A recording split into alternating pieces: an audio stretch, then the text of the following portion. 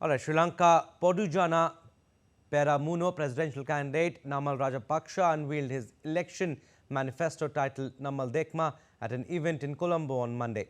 Touted as the key candidate in the race, incumbent President Ranil Wickremesinghe, SJP candidate Sajid Premadasa and NPP candidate Anura Kumara unveiled their manifestos last week, listing out their policies and roadmap. With the death of one candidate, 38 candidates are now in the fray.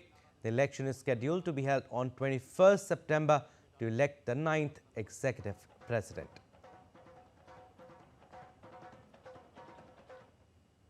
All right, let's go across to Colombo. DD India's Dr. Ahmed Moeen Farooqi is joining us live from there.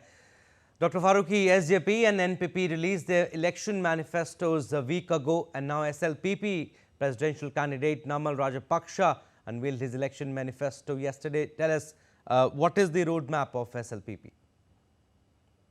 You see, Abhishek, a very good morning to all our viewers from Sri Lanka. SLPP is basically riding high on the Mahinda, the decade which was there in which SLPP had a huge chunk of the time when it was in the power.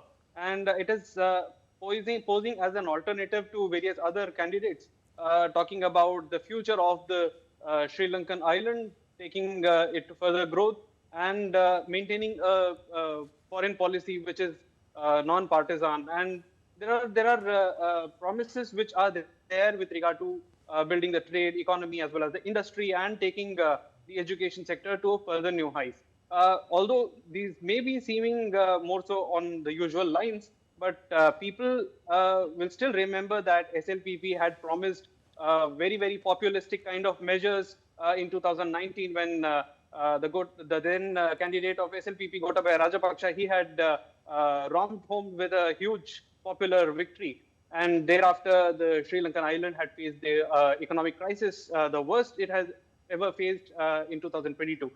So this is something that will play on the voters' minds. But Namal has posed as an alternative to various other candidates, and he's saying that with young energy, with young mindset, he is coming forward, and he wants the voters to give him an opportunity.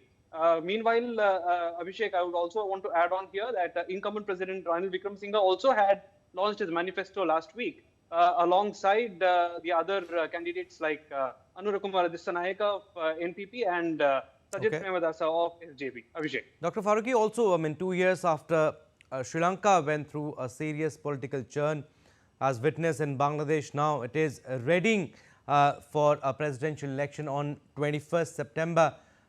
Like we said in the report also, there are now 38 candidates who have registered for the presidential election. They are in the fray, 38 in total. Tell us, who are the front runners?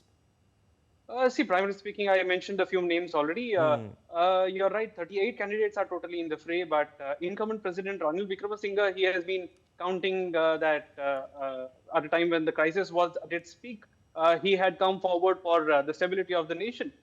Meanwhile, the popular surveys have tipped SJP candidate Sajid Premadasa as well as NPP candidate Anura Kumara Dissanayaka to be the front runners. Meanwhile, it could be a triangular fight between these top three candidates. Namal might take a small chunk of the SLPP vote, but it is too early to predict anything as of now. The campaigns are intensified as of now. All candidates are busy with their campaign meetings and rallies, and each of them have their own stronghold, and they will want to get more of the fence sitter and the bench votes, and hopefully they want to cash in on the alliances which they have made with the smaller parties. Abhishek. All right, we'll leave it at that. Dr. Farooqi, thank you for your inputs.